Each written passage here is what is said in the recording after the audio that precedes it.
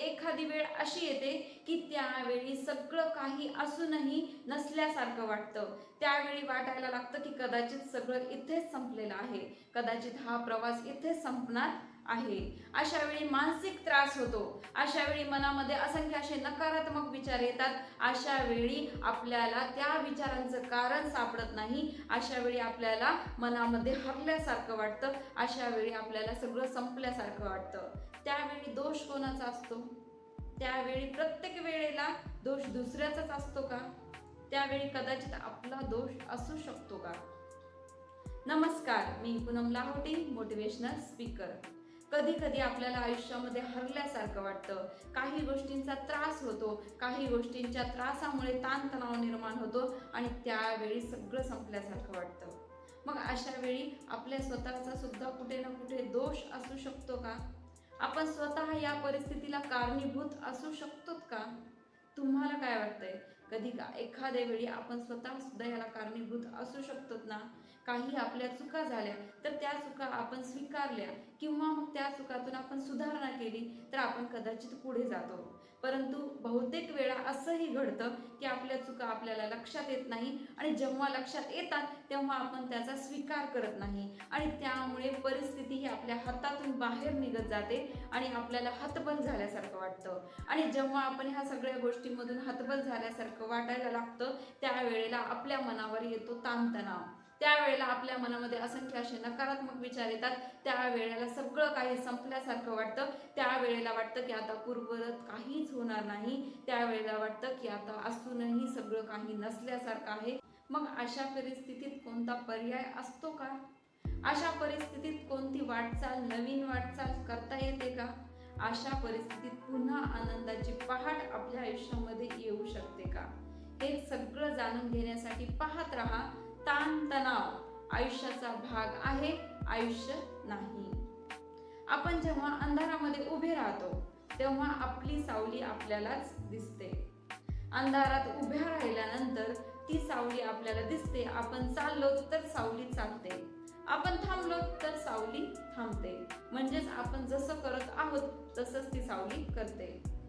कदाचित कधी कधी आपल्याला त्या सावलीने देखील भीती वाटायला लागते. म्हणजेच आपल्या सावलीने आपण स्वतः घाबरतो. माहित आहे की ही सावली आपलं काहीच बिघाडू शकत नाही, तरी देखील आपण त्या सावलीला घाबरतो. आणि मग अशा वेळी आपण काय करतो? अशा वेळी आपण दिवा लावतो आणि त्या दिव्याच्या उजेडाने आपली सावली आपल्यापासून नाहीशी होते. सांगण्याचं तात्पर्य एवढंच आहे, आपल्या आयुष्यामध्ये असंच काही घडत असतं. आपली जी सावली आहे ती सावली आपल्याला कधी कधी घाबरून टाकते. म्हणजेच ती सावली येथे नकारात्मक विचारांचं रूप होऊ शकते ना. आपल्या आयुष्यामध्ये जे नकारात्मक विचार आहेत, आपल्या आयुष्यामध्ये येणाऱ्या ज्या अडचणी आहेत, कधी कधी कोणतं आव्हान आपल्या समोर आलं, कधी कधी आपल्या मनामध्ये दडपण असलं तर ते सावलीचं रूप घेऊ शकतं ना. ती सावली जशी आपल्याला घाबरत होते तसं आपल्याला हे सगळं काही घाबरू शकतो ना. आणि याच्यामुळे आपल्याला ताणतणाव निर्माण होऊ शकतो. मग अशा वेळी सावली नष्ट करायची आहे का आपण स्वतःला नष्ट करायचं आहे? ती सावली जर आपल्या विचारांमध्ये आहे, तीच सावली जर आपल्या वागण्यामध्ये आहे, तीच सावली जर आपल्या आयुष्यामध्ये आहे, तर मग त्या सावलीला नष्ट करायचं आहे की आपल्याला स्वतःला? हा एकदा नक्कीच विचार करायला हवा.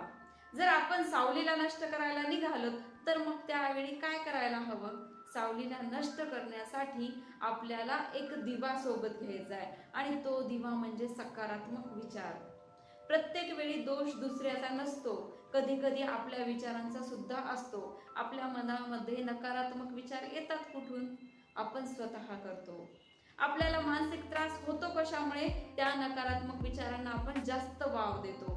मनामध्ये जर नकारात्मक विचार आले तर त्याचा विचार किती वेळ करायचा हे आपल्या हातात असतं, परंतु त्या मर्यादा आपण विसरून जातो आणि आपण अमर्यादित वेळेत, अमर्यादित काळासाठी त्या नकारात्मक विचारांसोबत राहतो आणि त्यामुळे आपल्याला मानसिक त्रास होतो.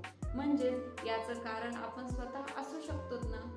जर सावलीला नष्ट करायचं आहे तर आपल्याला दिवा लावायचा आहे आणि आपल्या आयुष्यामध्ये जर मानसिक त्रासाला नष्ट करायचं आहे त्यासाठी आयुष्यामध्ये दिवा लावायचा आहे आणि तो दिवा असतो सकारात्मक विचार.